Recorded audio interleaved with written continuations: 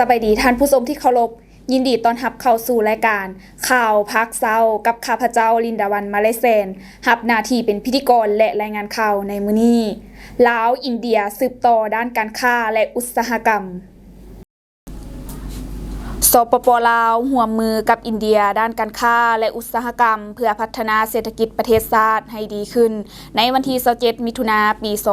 2025 ท่านมาลัยท้องกรมศิษย์รัฐมนตรีกระทรวงอุตสาหกรรมและการค้าพบปะของท่านยูกองวาแซงวา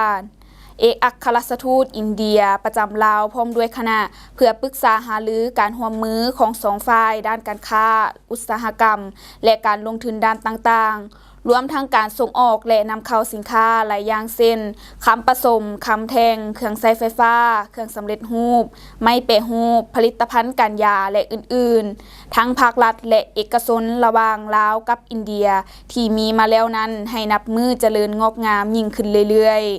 การร่วมมือด้านการค้าระหว่างลาวอินเดียปี 2024 ที่ผ่านมาสินค้าของลาวที่ส่งออกไปยังอินเดียมูลค่าหลายกว่า51ล้านดอลลาร์สหรัฐและสินค้านำเข้าจากอินเดียมูลค่าหลายกว่า32ล้านดอลลาร์สหรัฐสินค้าหลักที่ลาวส่งออกไปได้แก่คำผสมเครื่องใช้ไฟฟ้าผลิตภัณฑ์ผสมเคมีรูปซื้นผลิตภัณฑ์ผสมเคมีสำเร็จรูปซื้นไม้แปรรูปเครื่องสำเร็จรูปเกิบและอื่นๆส่วนสินค้าหลักที่เรานำเข้ามีผลิตภัณฑ์การยาเภสัชกรรมพาหนะทางบกอาหาร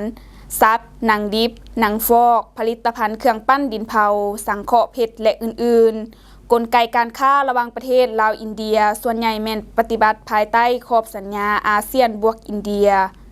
การพบปะครั้งนี้สองฝ่ายได้แลกเปลี่ยนและเสนอข้อมูลร่วมมือของสองฝ่ายต่อหน้ามีการแลกเปลี่ยนระหว่างนักธุรกิจลาวอินเดียอย่างเป็นประจำผ่านสถานทูตหรือกองประชุมพบปะสองประเทศเพื่อดึงดูดนักลงทุนของสองประเทศให้นับมือนับหลายขึ้นและซอกหาช่องทางส่งเสริมการส่งออกสินค้าของลาวไปยังตลาดอินเดียเสนอให้มีการแลกเปลี่ยนบทเรียนเพื่อการศึกษาความเป็นไปได้ในการร่วมมือพัฒนาอุตสาหกรรมปรุงแต่งสินค้ากสิกรรมอุตสาหกรรมไอทีและอื่นๆเจ้าและทั้งหมดนั้นก็เป็นการรายงานข่าวภาคเช้าประจำมื้อนี้ข้าพเจ้าลินดาวันมาเลเซนพร้อมด้วยทีมงานมาตรฐานต้องขอตัวลาท่านผู้ชมไปก่อนแล้วพบกันใหม่ในโอกาสหน้าสำหรับมื้อนี้